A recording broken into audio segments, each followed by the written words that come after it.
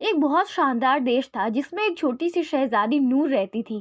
نور صرف خوبصورت ہی نہیں بلکہ بہت تیز دماغ بھی تھی۔ وہ ہمیشہ نئے نئے سوال سوچتی رہتی اور لوگوں کو مصیبت میں ڈال دیتی۔ ایک دن نور محل کے اندر بور ہو رہی تھی۔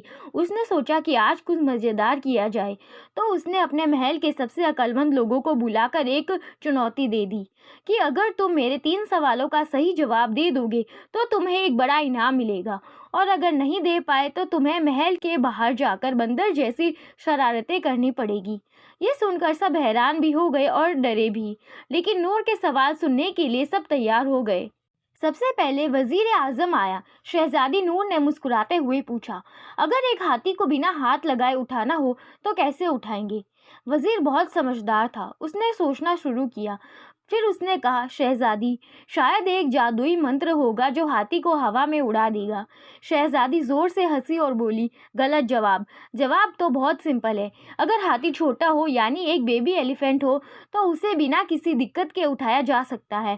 سب ہنسنے لگے اور وزیر شرمندہ ہو گیا۔ اب اسے محل کے باہر جا کر بندر کی طرح اچھلنا پڑا۔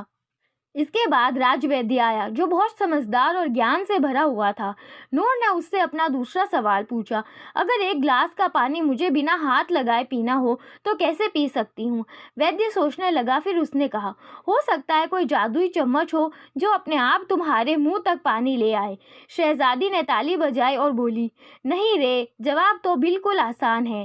میں گلاس کو ٹیبل پر رکھوں گی اور صرف اپنے ہونٹ استعمال کر کے پی سکتی ہوں بنا ہاتھ لگائے۔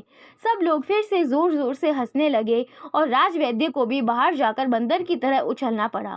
آخر میں ایک بہادر سپاہی آیا جو بہت طاقتور اور چتر تھا۔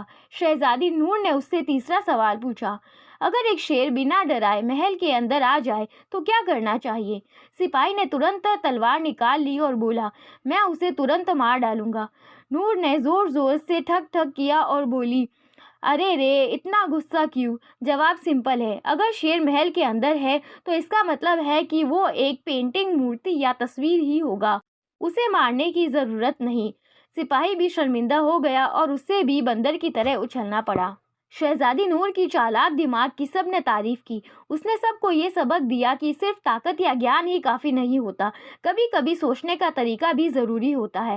پھر اس نے سب کو معاف کر دیا اور سب مل کر ہنسنے لگے۔ محل ایک بار پھر سے ہنسی اور مستی سے بھر گیا، اور اس طرح شہزادی نور کے 3 سوالوں کی کہانی سب جگہ مشہور ہو گئی۔